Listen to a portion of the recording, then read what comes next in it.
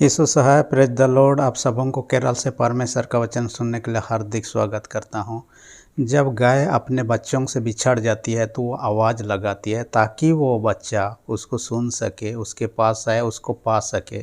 क्योंकि बच्चा और माँ का अलग होना बच्चे के लिए सुरक्षा नहीं है, परंतु खतरे की घंटी है। कभी भी उनके साथ में कुछ भी हो सकता है। जब बच्चे उनके पास में आ जाते हैं, हर संभव माँ उनका सुरक्षा करती है। आज का इतवार का जो नाम है इन्वो कबित। इन्वो कबित का अर्थ होता है उसने मुझे पुकारा। यानी कि यहाँ परमेश्वर द्वारा पुकारने की बात कहा जा रहा है। परमेश्वर पिता वचन के माध्यम से संसार के लोग जो उसके संतान हैं उनको पुकार रहे हैं, ताकि लोग उनके आवाज़ को सुने और उनके पास आएँ और इस पर विश्वास करें, ताकि उनका जीवन बच जाए और वे लोग नरक के अनंत दांड से बच सकें। इसलिए आज का वचन में पौलुस प्रेरित उस पुकार के बारे में चर्चा कर रहा है, जो कि चर्चा अनुग्रह के माध्यम से है। अनुग्रह लोगों को देने के लिए यीशु मसीह को जगत में भेजा, क्योंकि अनुग्रह के बिना मनुष्य अपने आप को बचा नहीं सकते हैं।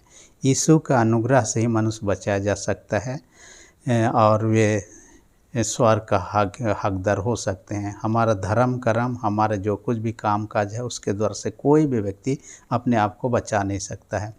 असल में आज का वचन जो 2 कोरिन्थियों 6 अध्याय 1 से 10 पद जिसके हम चर्चा कर रहे हैं, यहाँ पर झूठे शिक्षकों का बोलबाला था। यहाँ तक कि पौलुस को भी एक झूठे के रूप में लोग दर्शाने का कोशिश किया।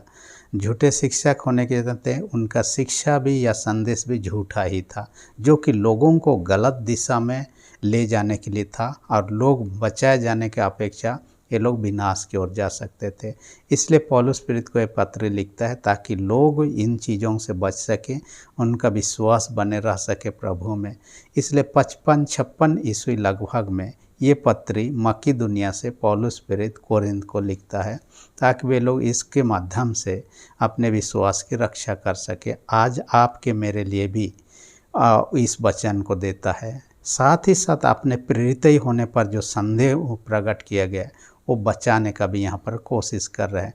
आज का वचन का शीर्षक मैंने रख दिया परमेश्वर के अनुग्रह। परमेश्वर के अनुग्रह कहने से ये लैटिन शब्द ग्रेटिया से लिया गया और ग्रीक शब्द का कहेंगे तो ये चेरिस से लिया गया, और इन दोनों का अर्थ सब होता है एहसान करना या दया दिखाना या कृपा करना या आशीर्वाद देना या तो फिर उपहार देना।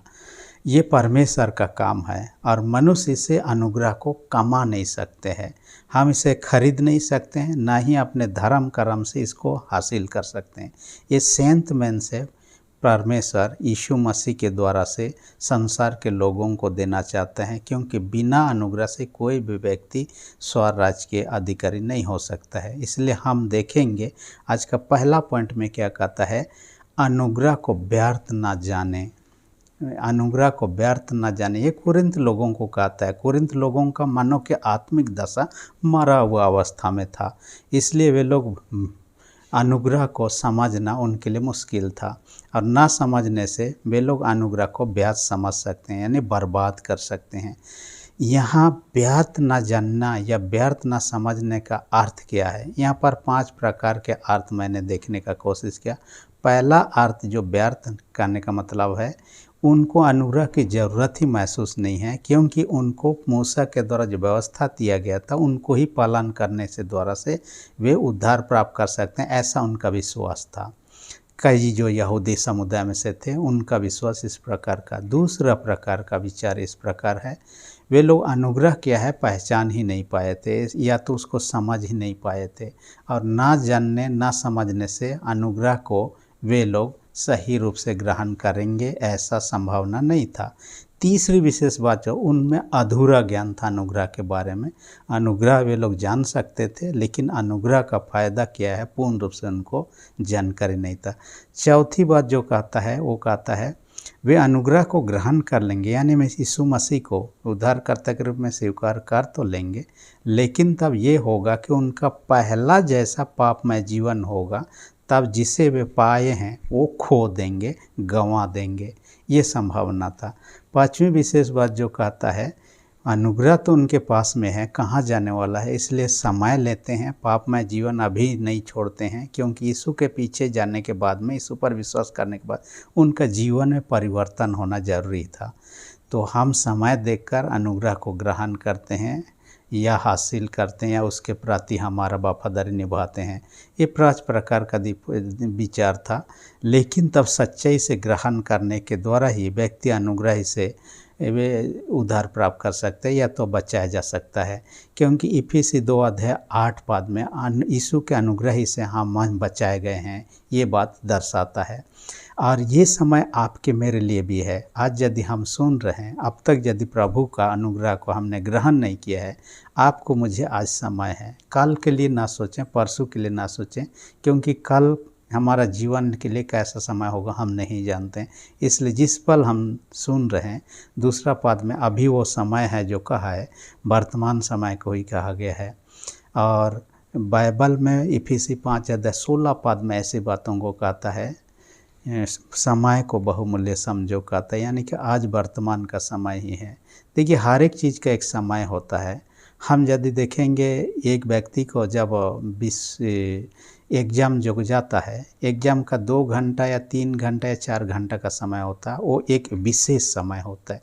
उससे पहले भी एग्ज़ाम लिखने से कोई फ़ायदा नहीं, उसके बाद में भी एग्ज़ाम लिखने से कोई फ़ायदा नहीं है, या दूसरा दिन आकर वही विषय लिखना चाहें तो भी कोई फ़ायदा नहीं। एक समय है, उसी समय पर ही करना, उसके बाद में वो अवसर दोबारा नहीं आता है। या तो फिर कहें, हम देखते हैं कि कोई भी जिनिस खरीदते हैं, उसमें एक्सपायरी डेट सब रहता है, यानी कि समाप्त होने का। उस एक्सपायरी डेट या तारीख के बाद में यदि उसका उपयोग करेंगे, वो हमारे जीवन के लिए नहीं। चाहे दवाई भी हम एक्सपायरी डेट लिखा हुआ रहेगा, उसके बाद में हम उसका इस्तेमाल करेंगे, हमारे लिए काम नहीं करने वाला, वरन के शरीर के लिए नुकसान दे सकता है। इसलिए समय रहते हुए हर चीज़ को करने की ज़रूरत कहता है। दूसरी विशेष बात आज के वचन में कहता है, परमेश्वर की निस्वार्थ सेवा करे कहता है। परमेश्वर की सेवा जो है निस्वार्थ सेवा, क्योंकि प्रेरित होने पर संदेह प्रकट किया गया, इसलिए पौलुस प्रेरित यहाँ पर लंबे चौड़े लिस्ट देता है, ताकि झूठे शिक्षक, झूठे लोग जो थे, उनका मुंह बंद किया जा सके। अपने सेवा को सद्गुण प्रकट करने के लिए, सेवा में सद्गुण होना चाहिए, यानी कि गुण प्रकट होना चाहिए।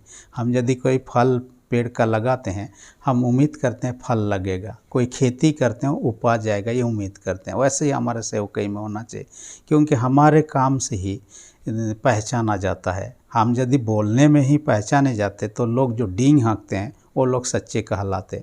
लेकिन वैसा तो कोई भी बोल सकता है, लेकिन सच्चा पहचान तो हम उसके व्यवहार से, उनके बातों से, उनके कामों को देख कर।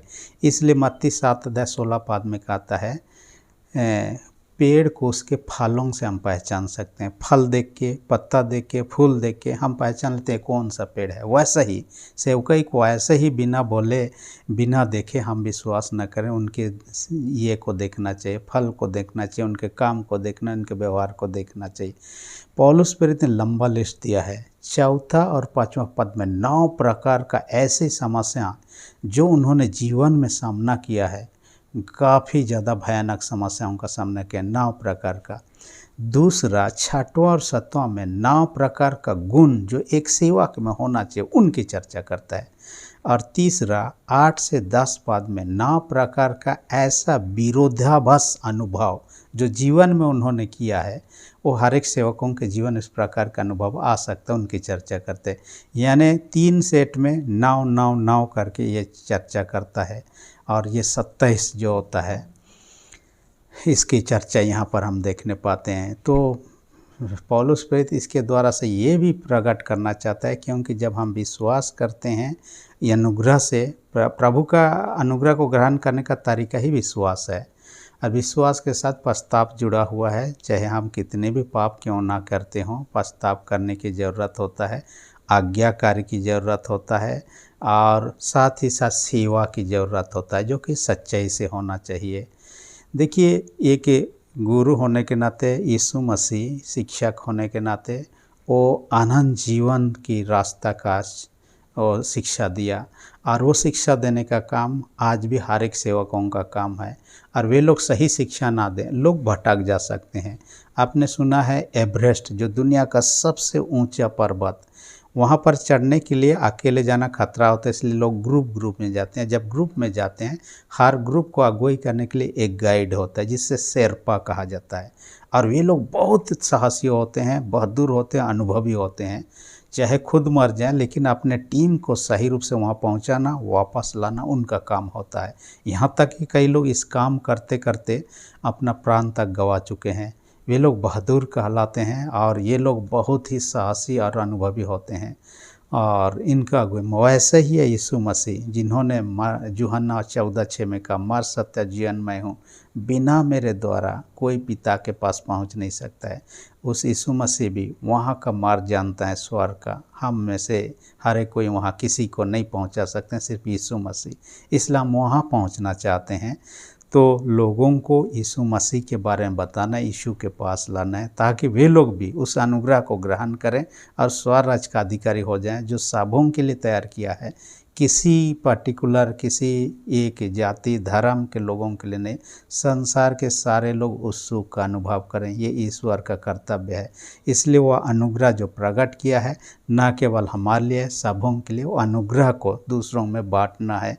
यही सेवा का काम विश्वासता से करना है, ताकि हमारा सेवा का काम का प्रतिफल उत्तम मिल सके।